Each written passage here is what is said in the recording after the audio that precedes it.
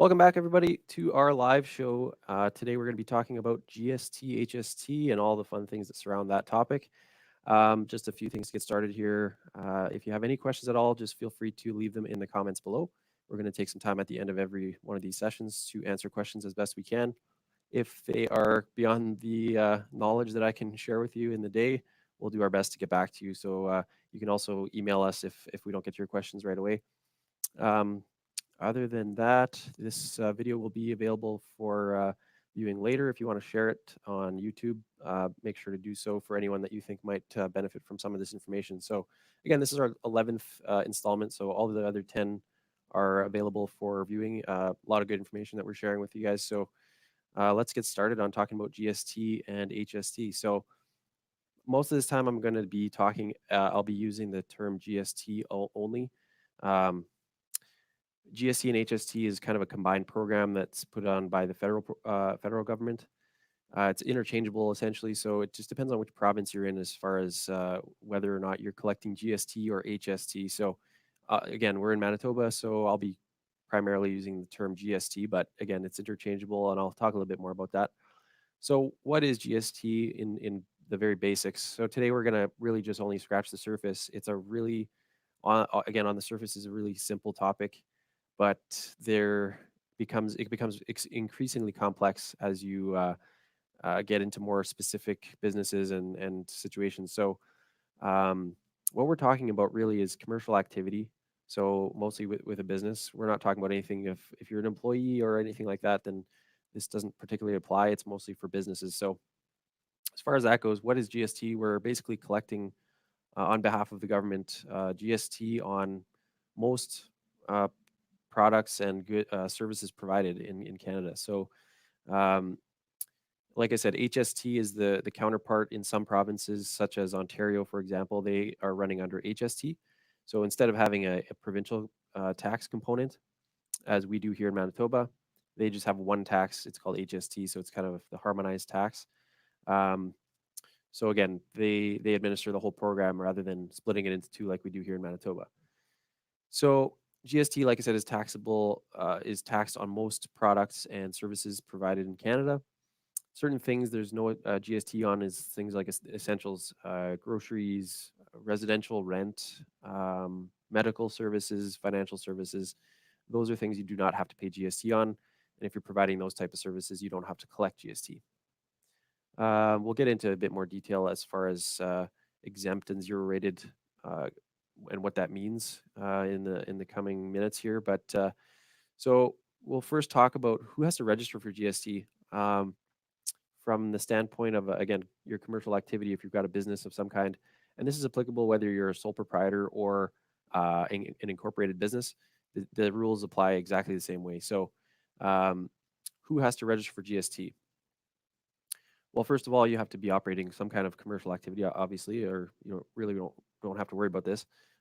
You would be providing taxable supplies, and to define that term, taxable supply, all that means, because I'm going to use that term a few times here, is it could be if you're selling goods or providing a service that you would have to collect GST on. So, for example, myself providing accounting services, that's a taxable supply of services.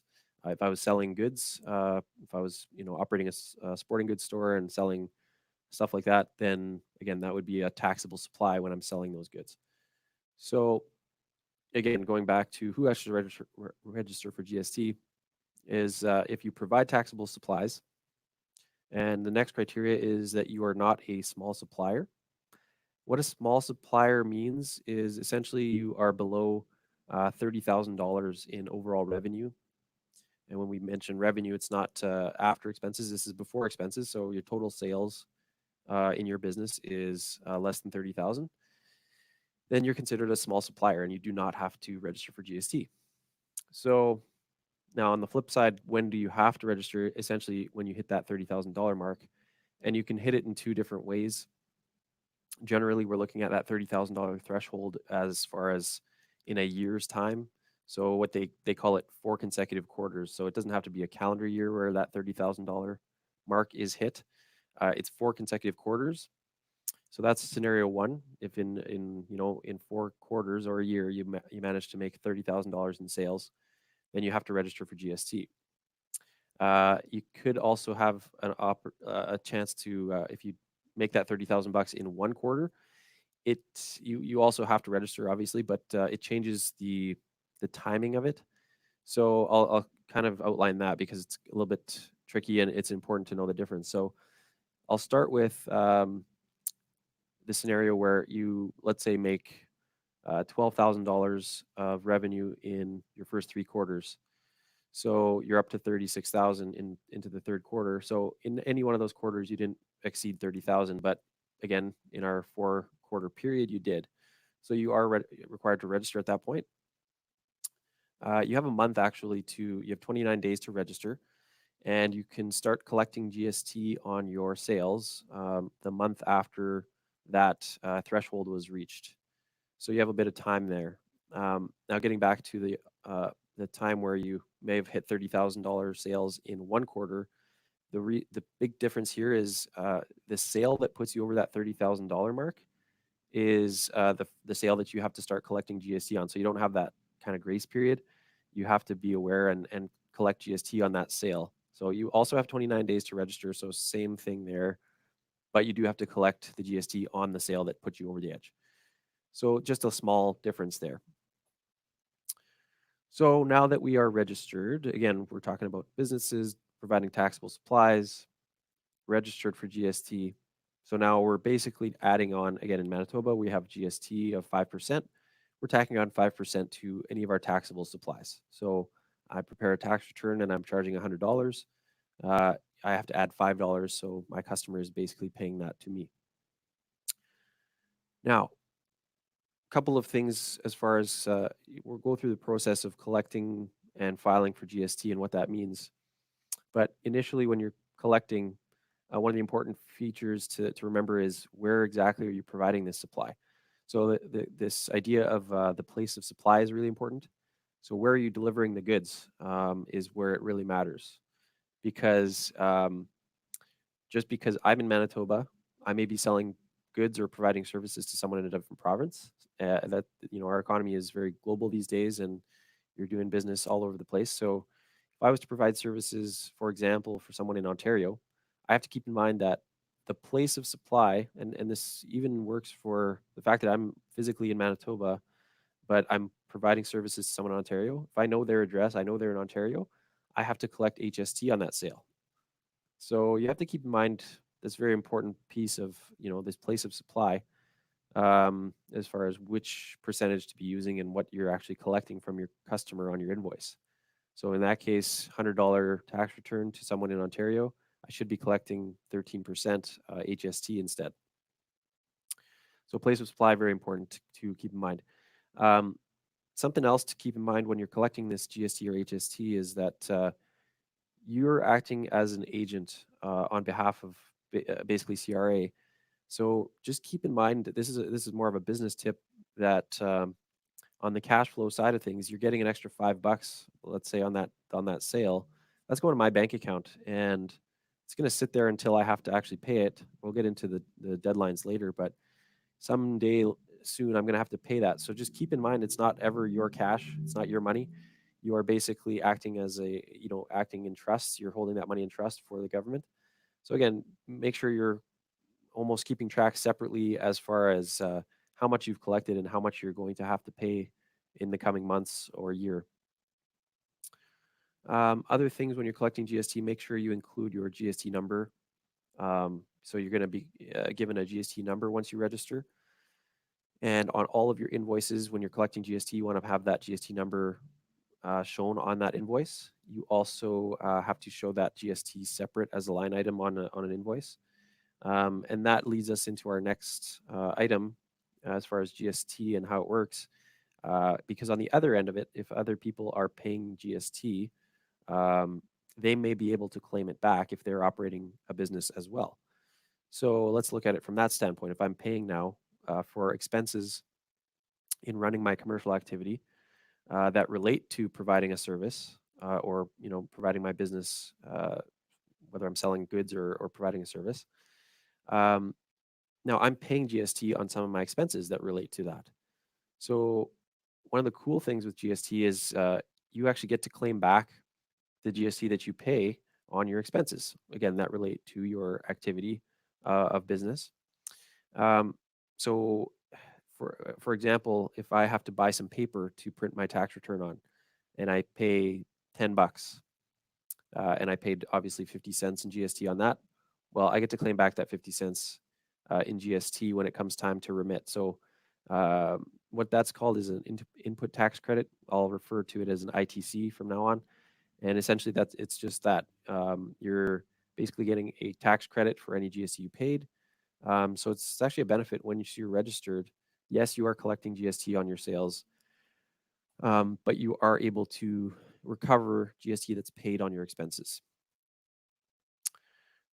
So really, what that comes down to when you come to file at the end of the year or end of your period that you're filing for, you are essentially taking what did I collect from all my revenues, take that number, reduce it by what I paid in ITCs, so the input tax credits that I paid on my expenses that related to providing that service, and I just pay the difference. So maybe I collected 5,000 in GST, but I had $1,000 worth of GST on all my expenses, so I'm only actually paying $4,000 on my GST remittance for that period. So again, kind of cool that you're able to recover some of that GST dollar for dollar that you're paying on those business expenses. So the frequency of filing, this is something that depends on how much revenue you're actually generating. So in most cases, annual for small businesses, you're going to be filing an annual return. Now, this is separate from if you're a sole proprietor or a corporation, it's different from your corporate or personal return. You're actually filing a separate GST return. Again, typical is annual. I like that the best because it's easiest to do it once a year, along with your other filing. But if your revenues exceed a certain limit, you may have to remit more frequently. You can opt into those more frequent options if you would prefer. Some people like to have that cash flow, in and out faster so that they're not, depending on that money. So you could go quarterly, or you could go monthly as far as remitting for GST. So again, you can opt into those if you like, or wait until your revenues reach a certain amount. I think it goes 0 to 1.5 million. You're cool with annual, and then above 1.5 million in revenues, you got to go up to quarterly. Once you hit 6 million, then you're going to monthly remitting. Now, how it's filed is done by NetFile. We used to be able to fill out these really old paper forms, and now they've done away with that. So it's basically done by NetFile. They'll provide you a code, and you can provide all the information necessary by doing an online filing. It's really quite easy. Some things again that you want to keep in mind is keep really good records, and this is just good advice for anything as it relates to your taxes and filings. But keep good records of anything that relates to you collecting GST. So obviously your invoices to your customers, as well as I'd say more importantly is on your expenses. If you're claiming your GST ITC that you paid on your expenses, make sure you keep track of those receipts. Keep them in a box somewhere. Keep them for at least 7 years, just in case they ever come asking questions and saying, you're claiming these ITCs. Let's see some proof. So again, keep them, safe and sound.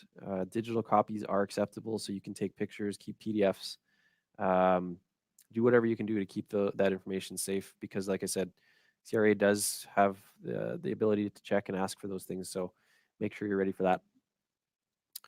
I'll give you a simple example now of a sale of a good, again, to kind of reinforce how this all works. So if I were to buy an item for resale, I'm looking to mark it up and make a little bit of a profit.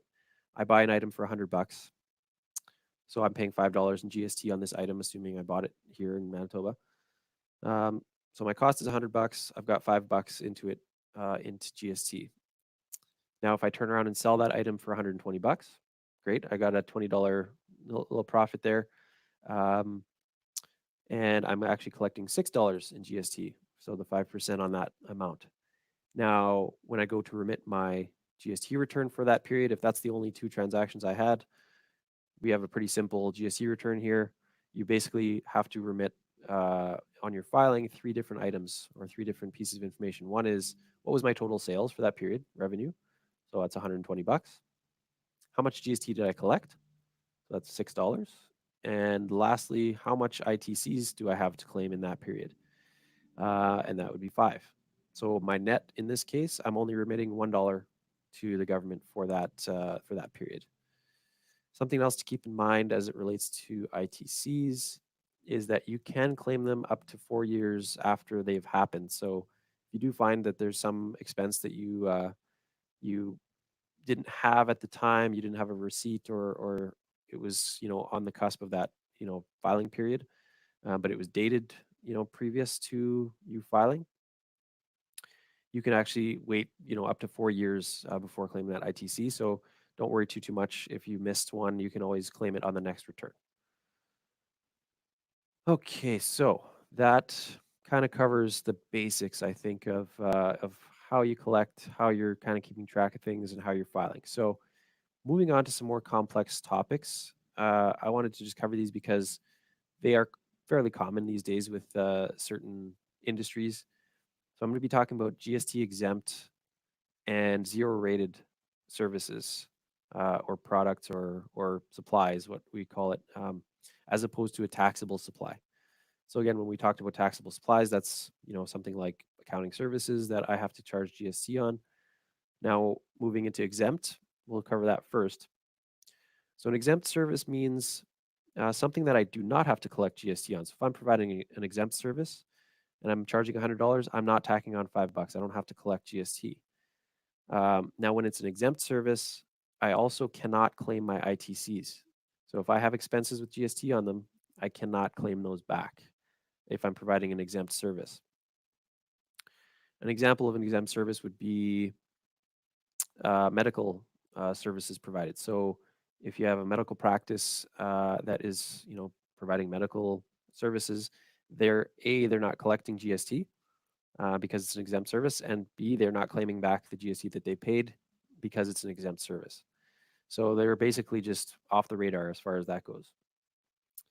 Um, Zero rated, on the other hand, now this is where it gets a little bit fuzzy, remembering the terms and which one's which, but zero rated is similar in exempt in that you're not collecting GST. So zero rated means I am not collecting. But on the flip side, I do get to claim back the ITCs that I paid on my expenses. So example of an exempt, or sorry, a zero rated service would be agricultural products. Farming is a typical zero rated service and product that, again, you do not collect GST on those sales, but you're able to claim back GST on all your inputs. So if they spend money on equipment and inputs for their fields, farmers can claim back most of those ITCs, and they're not actually collecting GST. So you can kind of see here that you could have an excess of ITC over what you collected, because obviously they're collecting zero, um, and so they could get a refund. And going back to our talk about filing, if you do end up with an excess of ITCs over what you collected, you are entitled to collect that as a refund. On that topic, again, reinforcing what I said earlier about keeping track of all your receipts. Typically, if you're ever claiming a refund, I'd almost be waiting for a letter from CRA to ask for more information. So if you owe them money, they don't really care. They're just going to ask for it. But if you're telling them, hey, I want a refund, they're usually going to come asking questions as to why. So they'll say, okay, fine, but show me your receipts first, and then we'll give you your refund. So again, be aware if you're in that position that you'll probably be approached for a bit more info before they'll release that refund.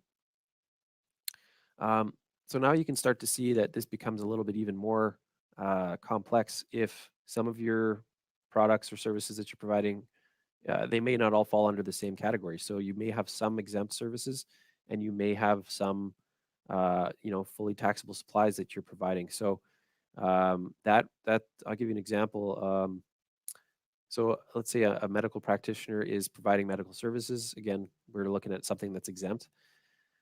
50% of their income is coming from that type of service. But let's say they are also doing speaking engagements, something where it becomes now a taxable service. It's not a medical service that they're providing anymore, So now it's fully taxable. They have to collect GST on this other side of their business that is 50%, let's say.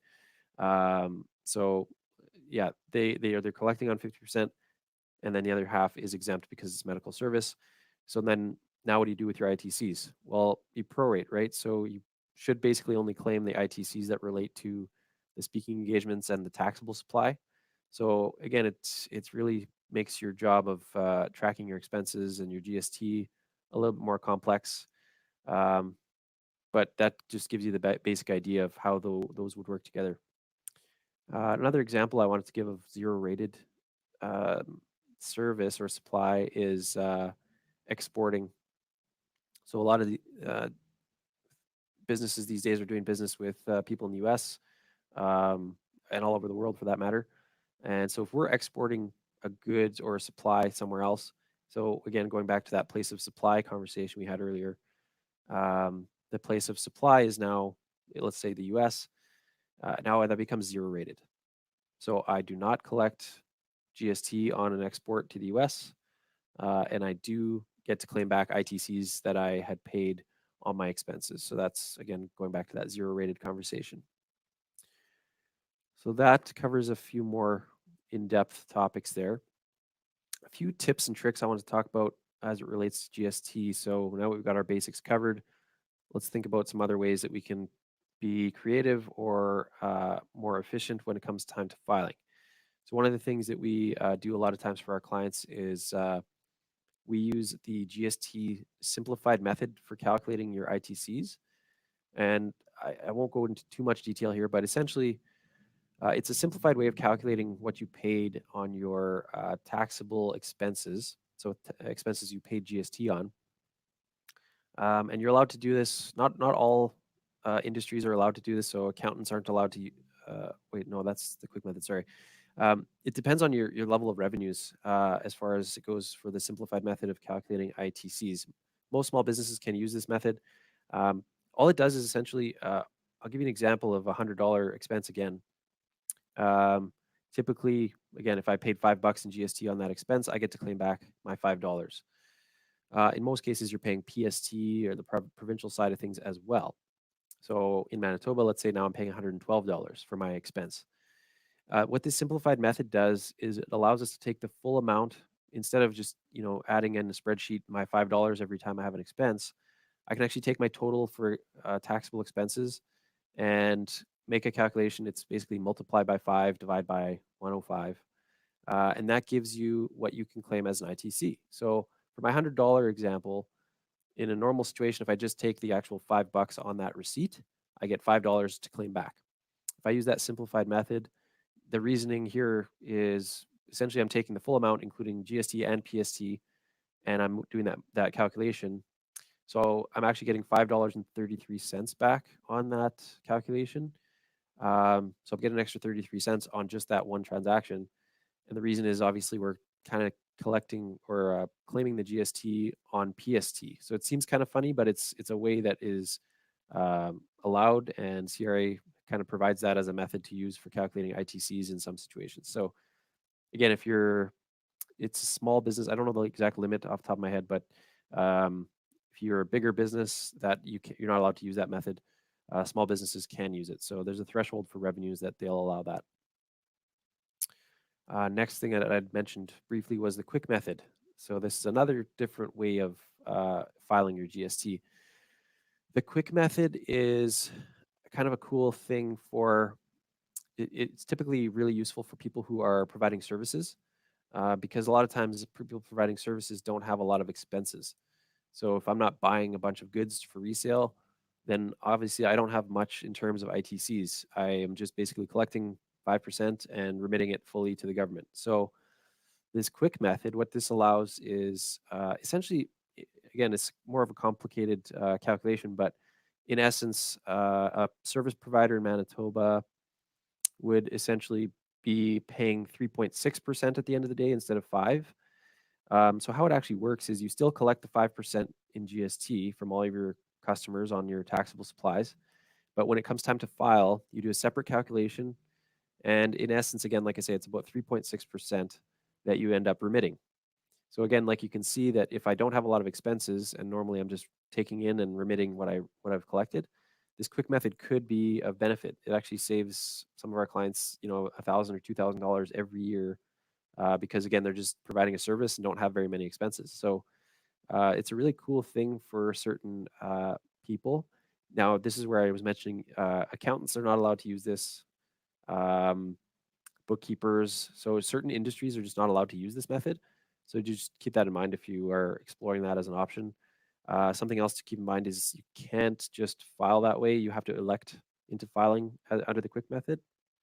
So you have to, I think, operate for a year under the regular method before you can elect into that quick method. So again, I just recommend it at all times here. If you have any questions about, remitting GST or these different options for you, reach out to your accountant, reach out to us here, um, and find out what works best for you.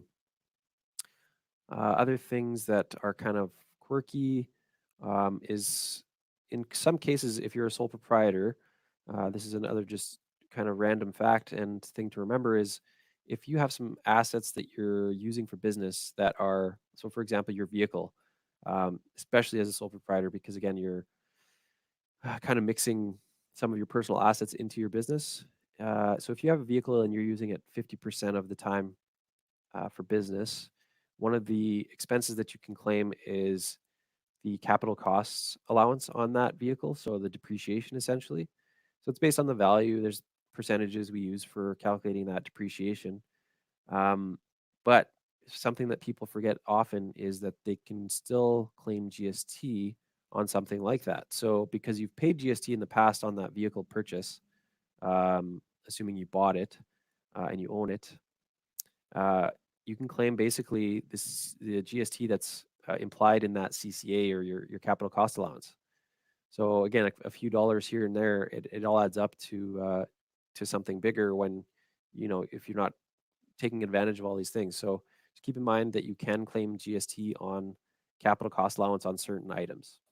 If you're leasing a vehicle, typically the GST is applied on each payment, so that makes it a little bit easier from that standpoint. So again, that keep in mind on the depreciation is something that's missed often. We talked about importing, exporting.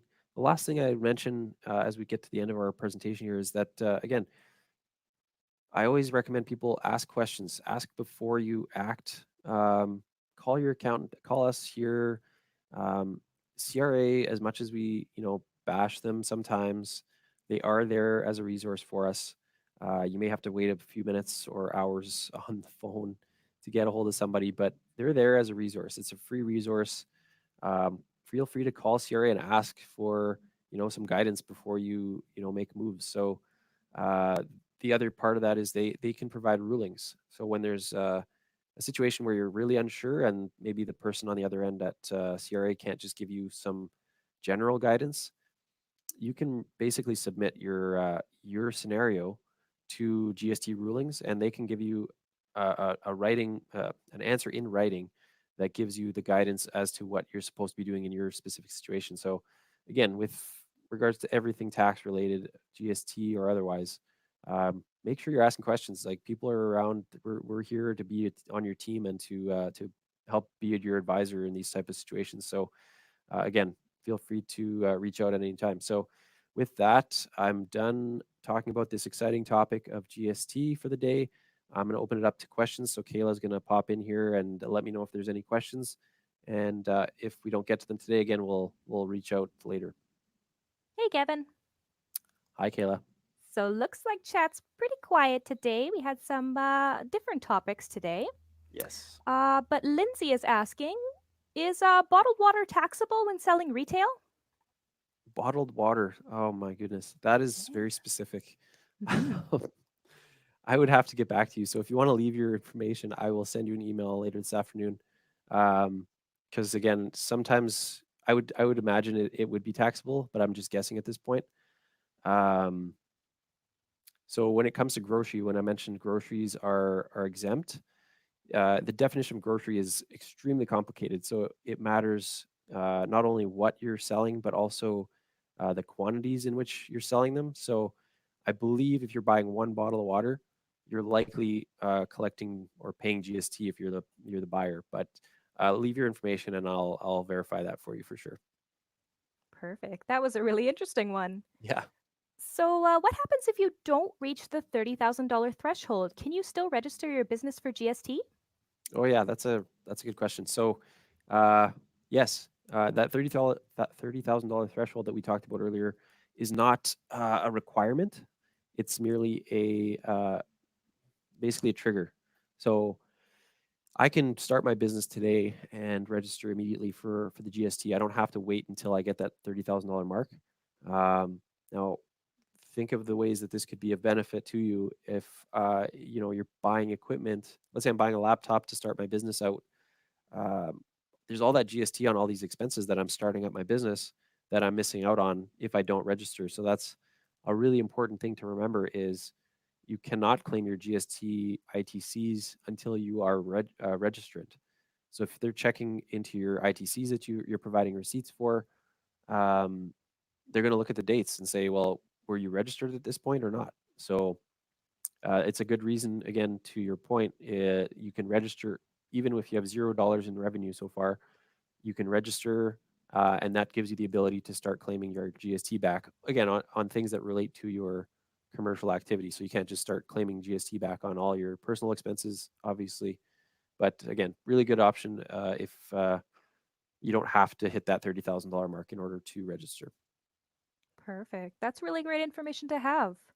What about the sale of a home? Do you need to collect GST on the sale of your home? A sale of a residential home, it depends on a couple of things. So if you're buying a new home or selling as a seller of a new home, yes, you're collecting GST on the sale. On or an existing home, typically you will not have to collect GST on a residential home. The only way that that changes is if you've done a complete tear down. So if you buy a house to flip it, um, and you basically tear it right down to the studs and replace everything, that is almost treated just like a brand new build. And you may have to collect GST even if it was an old home, again, that you basically ripped down and rebuilt. So that's a little bit more of a judgment call at that point, but there's some guidance available for you if that's the situation that you find yourself in. Perfect. All right. Well, that looks like all the questions at this time. Fantastic. Well, thanks everyone for joining us today and have a wonderful rest of your week.